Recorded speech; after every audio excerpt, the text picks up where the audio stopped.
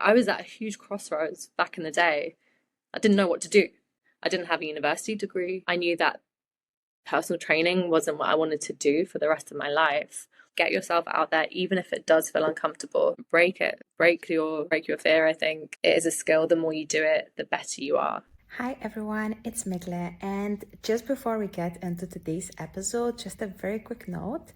I recorded this episode back in March with Anoosha, and at that time Anoosha was actually part of Next. She was head of partnerships there. Since then, she actually made a very, very exciting career change, but I felt like this episode is too valuable not to post. And if you are someone who is working in partnerships, if you are managing high profile deals, or maybe you are just looking to make a career change, I really feel like this will be great for you.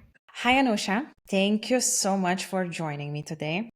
I'm really excited to have you on the podcast. And you have had such an inspiring journey, starting in a completely different field and working your way up to managing high profile partnerships. And let's admit, some of the most exciting gaming events in this industry. So I just can't wait to dive into your story and hear more about your experience. Yeah, thanks for having me.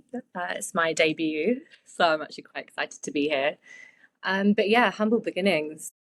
I started as a personal trainer when I was 18 years old in London. And when I was about 24, I decided to move over to Malta to pursue the career further. Luckily, it kind of didn't go my way. Something that I always knew was that I didn't want to be doing what I was doing when I was 30, but I had no idea where to place the things that I was naturally good at. Like I knew that I was good with people. I knew that I was, enjoyed putting things together, but I didn't know how to apply it. And it was quite funny how it all came about. So my current boss and I had a mutual connection. I knew that he was working in events. He was doing events for iGaming, and I was like, kind of, what is iGaming? Okay. That was me, my naive self, thinking it was like PlayStation games. How wrong could I be? And it took me a while to pluck up the courage just to ask him, like, hey, do you need help? It was the scariest thing for me, but I did it. So I took the event coordination role as the first step through the door. But I truly think that the only way to really craft your field is to work from the inside out, down to up to down. That's how you really understand what you're doing. Were there any specific lessons that kind of you feel like you learned through working as an event coordinator in those early days? A lot. Number one, never be afraid of the dog work, especially when you're starting out. I think it's so important, especially in events, because it's very similar to the music or film industry, I'd say. People who want to break into it, they're doing the things that no one wants to do. They're doing the running around, they're making the coffees, they're negotiating with suppliers for small items. I think that was a huge lesson for me, because it doesn't have to be forever that you're doing that type of work. I think doing it at the beginning shows that you're capable of going over and above.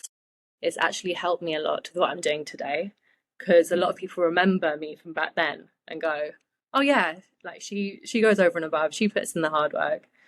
But key takeaways from working in that kind of job is resilience. Number one, mainly because things go wrong. Things go massively wrong with it. As long as the delegates don't see it too much, things go wrong. So you need to have a bit of a thick skin. I think with events, you're there to troubleshoot essentially when things go. It's not necessarily if, it's when. Adaptability as well, super important. So this can be, molding into the environment that you're in, dealing with super demanding clients, understanding a problem before it even comes, like kind of seeing it on the horizon, understanding it, tackling it, adapting basically to anything. And of course, that people skills. That's something you're dealing with a huge array of different types of people. And if I can go a little bit back to your personal training days, because doing such a jump from one career to another, it can't be an easy thing. And you mentioned that at the time you were also scared and maybe a little bit lost. How did you find that courage to actually change your life so drastically? Being honest, I started quite small. I got my foot into the door. It was a part-time thing. I was still doing my personal training on the side. And after about 6 months, I was like, can I like this. Yeah, I kind of like this. That you don't always have to jump all in. You can actually test things out and see, is this working for me? You know, mostly when you are in a place that you don't necessarily know what you want to do next. Yeah, exactly. I mean, I didn't even know if events was what I wanted to do. So I got offered the full-time role, and it did take a lot of courage to kind of go back to my clients and go, my personal training clients, and say, I'm cutting down to part-time, or I'm only going to see you like once every other week, or but in my heart of heart, I knew that personal training wasn't what I was going to be doing past 30. I just knew it. And I made that a thing in my life because I didn't really have the passion to open my own place or whatever, but I knew what I was good at, just didn't know how to apply it. Was there a moment in your career when you thought, okay, this is it. I really like what I do. Can you take us there? Like, what's made that moment stand out? I have to say that it was when we did our first conference after COVID. So pretty much everything was working against us. We had a huge venue. By law, we were only allowed like 500 to 1,000 people maximum. There were all these restrictions, there were internal setbacks, using supplies that we never used before. It was absolutely nuts. Everything was going wrong, but somehow, like myself and a small team, we managed to do it. It was a success at the time because we completed it. We had a small pool of sponsors that believed in us from the beginning. Once that was over and done with, then we were all just like lying on the floor. Like I went, okay, I think I'm a bit of a sadist because I kind of really enjoyed the rush of putting it all together, and the partners at the end of the day who came out of it. I think we got a good ROI, great sessions on stage, lots of traffic to our stands. But yeah, that was the moment I went, okay, I kind of like this. Awesome. I really like that. So tell me, what does a day in your role actually look like? Can you take us through it? Yeah, most importantly, kind of where I sit is kind of in the middle of the ecosystem of the company. So a lot of cross-functional working between marketing, between sales, between event operations and our media team. So it's a big mishmash of things. There's also post-sales deliverables that we have to take care of, steering partners in the right direction, depending what type of brand exposure that they want. There's strategy involved, putting together deliverables for like future and past projects. There's understanding what's happening in the industry, what's happening with our competitors. Obviously, that's a thing. Touch of marketing, heavily involved with the event team as well. It's a big mishmash, but networking is a big part of it too. I'm not going to lie.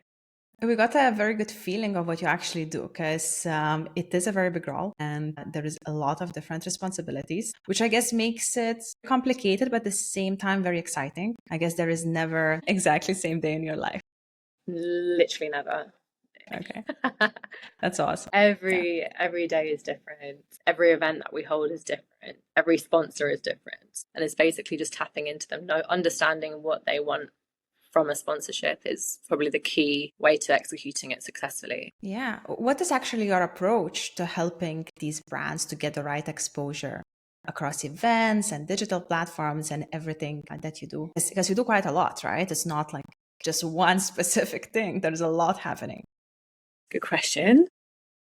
But the first thing I would say is actually understanding what they want, not just what we want to sell them. What does a good client look to them? Who do they want to reach? What does ROI look like to them as well? It's about understanding and aligning the brand with the right audience. What market are they focusing on right now? Are they looking to slap their brand everywhere and just have people know about it? Do they want high level people in a small space so that they can network and make business connections? It's all about understanding what they want from it, and understanding their vision. Yeah.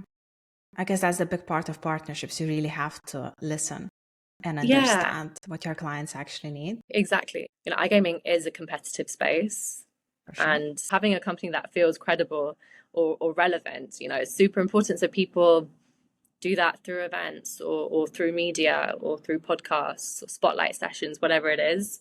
But the most important thing is that it feels authentic and that it drives, organic engagement to their target audience. Makes sense. Makes a lot of sense. How do you actually measure success for partnerships? What does a win look like for both the client and the event? So event wise, it can mean anything from high attendance, good connections and a strong buzz after the event, whether it's like social media on IG, that can look like a form of success for events. For me, it's all about the return customer. So it's the return customers that keep the companies ticking, in my opinion. So that is my biggest win, when I see a customer come back or walk away happy from their event or our event. But then I guess from the sponsor's point of view or the partner's point of view, who have they connected with? Have they reached a certain person in a particular company? Are they trying to delve into the LATAM market where there are not enough LATAM operators there? There's so much more than just booking a venue and throwing people into a room. Curating the correct guest list for the right people to be in the room, high profile people maybe, or just the right people. There's a lot of work that goes into that. I think something from our point of view as well is that if we were a tiny, small part of their brand acceleration or success, then we're happy. We've got partners that started off medium scale and now they're like the leading sportsbook of the industry. It's important to set those success strategies at the beginning, right? Mostly for the brand itself. What do they actually want to achieve? Because you can run promotions, events, sponsorships, everything. But if you're not really sure what you're looking for, then it will be very hard to say, okay, was this successful? Is this worth actually doing again? Yeah, exactly. It's something that we try engage in really early discussions. Managing the expectations from both sides, but knowing who they are, most importantly. But yeah, we got to sometimes put off our sales cap and think, okay, what do they want? Instead of just proposing like the most expensive partnerships that we have and just hoping that they sign. Yes. Because that also goes with building a relationship as well. It's the trust, it's understanding. And that retention, right? And they the will retention. Always come back once they actually see the value out of it. So it makes a lot of sense. Yeah. It's a big responsibility to make sure that they feel that trust and they that you can achieve that success together. Right? Yeah. So you worked on many incredible events over the years. And I actually have a fun story to share how I discovered you. I saw a video posted by Next.io. I think it was called Inside the Most Expensive Suite in Vegas or something similar. And I remember clicking on it, and you are also in the video. And I saw you talking about the event. So then I checked it out and I saw that you are working as a head of partnerships at Next. And I said, okay, this girl must have a coolest job on earth. And I really, really want to talk to her. So this was literally my story, how I got to know about you. And I believe in general, Next is known for some of very cool events, right? Can you pick one that left a lasting memory? Wherever it was, I don't know, it was very challenging, innovative, rewarding. Can you walk us through the process of the event? It's going to be really hard for me to pick one, if I'm being honest with you. There are probably 3 or 4 standout events from my side.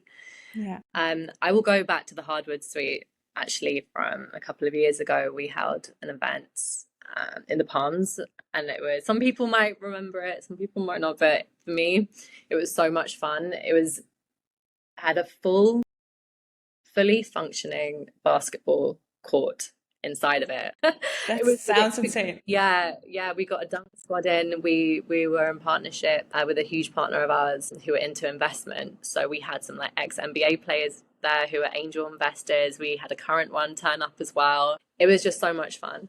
But in the most recent months, I have to say that the Damien Hirst suite, which is the most expensive suite in the world, that was for sure the most rewarding and challenging event that I've worked on. I think we had literally 2 weeks notice to put it on. Oh my God. 2 weeks. And bearing in mind, I feel stressed just by listening to you. Yeah. So bearing in mind, this is Vegas. It's 9 hours behind Malta. Like, I give them the go ahead. I'm like, okay, it's 14 days away. So of course the time difference means working into the night, calling up suppliers in the US, trying to see if they will take my work. It was nuts. And, business is done differently over in the US for sure. If a contract is not signed or if money is not in hand, they will not lift a finger. That's just how it is. And what, I respect those boundaries. But going back to the event, it was tough with the time frame that we had. But it was just a cool experience having a venue like that, an iconic space. And actually, last month we had an event in Barcelona at Casabayo, which is the UNESCO heritage site. So that was Yes. pretty epic as well. Not as Yeah. stressful as the Damien Hirst suite, I have to say, but just as special for me. Yeah, that's really awesome. I saw the video and I really thought, and of course, the video doesn't capture the stress and everything that goes behind it, right? It's impossible. Oh, But I'm glad to hear that because I think in that exact moment it was filmed. It was filmed. I was probably about to die of stress, but everything turned out really well in the end. Attendance was great. Just having it there was just that's the iconic. rewarding part, right? No Yeah, matter what you go through at the end of the day, and actually dealing with all those different cultures, as you said, like in US, they do business very differently. I feel like even myself, because I work with so many international clients, like you really have to adjust yourself based on who you're talking with yeah. all the time. Absolutely, absolutely. Each market's different, each country is different, and I bet that's also something that I love a lot about the job is just mixing and matching with people from all walks of life. So gaming is such an innovative space. A lot of things are happening. Do you believe events help brands stay relevant and keep their messaging fresh in such a fast-changing industry? Oh yeah, 100%. iGaming is evolving constantly. So there's new markets, new regulations, new trends. And let's say it how it is. Everyone is fighting to be relevant. Events are a fantastic way of doing it. It's a great way for putting your brand out there, number one. Who doesn't like free alcohol and food? Of course. Right? So everyone loves that. And yeah, there's so many things that you can do with events, whether it's activations, new business, whatever it is. It definitely helps brands stay competitive in a very crowded market. Yeah. Of course, I couldn't agree more. And I also go to quite a few industry events, and I feel like each event has different vibe. I'm not gonna name any of the industry events, which ones I like more and which ones I don't, because there definitely are some events that I do not enjoy as much. Let's put it that way. But what do you think makes a gaming event truly unforgettable for the attendees? So I would say there are three things. Number one, exclusivity. Everyone wants to feel like they're part of something bigger, whether it's a VIP experience or activation. A business opportunity, so essentially the people that you have in the room, super important. Of course, all events can be scaled, whether it's a dinner for 20 people or a rave for 600, and the type of people in the room matter a lot. But I would say that giving the guests an experience that they wouldn't have had otherwise. So that can be an iconic venue. Would I ever step foot in that suite? Absolutely not. There's something to be said about the venue that you choose or the experience that you offer because it will create buzz. People will be fighting to go. Even if it doesn't even have to be Casabayo or the suite itself, it can be anywhere that has a bit of clout surrounding it. But yeah, offer an experience that people wouldn't have otherwise. What do you think it takes to build that trusting partnership between, let's say, you and the client? It's the impression that you give of yourself to the client. So it's understanding who you're in front of. I think being able to or having the ability to read the room and understand what their communication styles are. I honestly think that's so underrated. At the beginning, I was the yes girl, try and make absolutely anything happen. But something that I've really seen over the years is even if you're going to give them the answer that they don't want to hear, but it's honest, they really appreciate it. So building the trust, saying no when you need to say no, but giving alternative options for them, honest, understanding them because that comes with time as well. You can look them up online, etc. But at the end of the day, when it comes to the relationships, most of the time you're dealing with one person in that company or maybe a few of them. Understand your audience, say what you mean what you say, go over and above when you can, and strike up an actual friendship because that's it. If someone likes you, that's a lot of the work done. And not every collaboration is going to be like that. It's not always going to be like you get on really well. There might be some push and pull, but I think being consistent, showing up, being honest, and understanding the people that you're around. Yeah. And I this really goes with love. culture as well, that it goes with culture too. So you can be dealing with someone in LATAM who maybe they're a little bit warmer, they're a bit more out there, a bit more, you can hug them when you see them. And others, they just prefer a handshake or a head nod. So yeah, understand your people. I love that. I love you said know the room you're walking in. So in partnerships, we always want to be a bit personal. because you want to spike that friendship wherever possible, closer relationship. It is very important to be authentic, but also adjust to different people and different cultures because not everyone is the same. And you, as a partnerships person, you have to be aware of that. It's your job to be aware of that. Yeah, yeah, exactly. For someone who is interested in working with clients, what are the most underrated skills they should develop? So for me, this touches close to home, actually. Soft skills should not be underrated. I think some of the most valuable assets in client-facing roles are those soft skills. If you worked in retail or any other type of customer-facing role, you actually already have a really strong foundation to go into any type of client facing role, and that can be anything from active listening, reading people, handling different or difficult situations and people, making clients feel valued or heard, building trust and communicating effectively and creating actually meaningful relationships. That all comes from soft skills, but it can take you somewhere. And I was at a huge crossroads back in the day. I didn't know what to do. I didn't have a university degree. I knew that personal training wasn't what I wanted to do for the rest of my life. And yeah, don't shy away from those hard journey. Hospitality is not easy work. Neither is retail. Neither is catering or anything like that. Yeah, great foundation.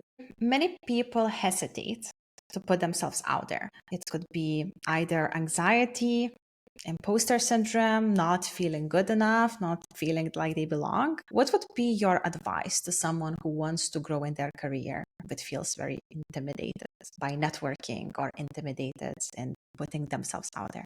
So I think the hardest part is actually just taking that first step. For some people, and naturally so, networking might trigger the fear of being rejected in some way. But what is the worst that can happen, right? A conversation That's doesn't. a very good one. No, but it's so true. Like if a conversation doesn't, Yeah.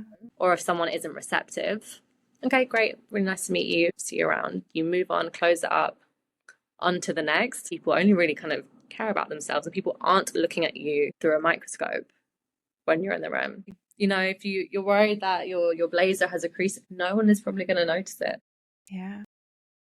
Very People are true. all about themselves, and people love talking about themselves. So ask them.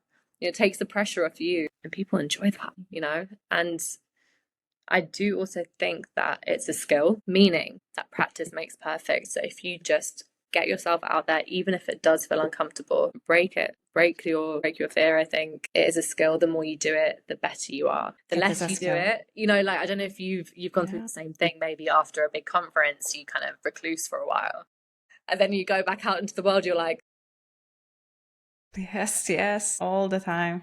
it's true. Get yourself out there, attend events, even if it's just for an hour. Talk to someone new, make a little pat to yourself, talk to someone new at every event that you go to, even if it's a small interaction, because who knows, someone that you talk to might open up a giant opportunity for you, career wise or otherwise. Yeah. I actually heard this in one of the podcasts. I don't remember which one now, but they said that because we so often are so scared to look stupid or to say something stupid or that someone will think something about us. But if you actually take these type of instances in your life, how many times you held yourself in being scared to say something and how many times you actually went overboard and you really and truly made yourself look stupid, let's say, because it happens for everyone. Those instances where you actually went overboard are only a few in your lifetime comparing to those when you actually kind of held yourself in and you didn't say something that you wanted and you weren't out there.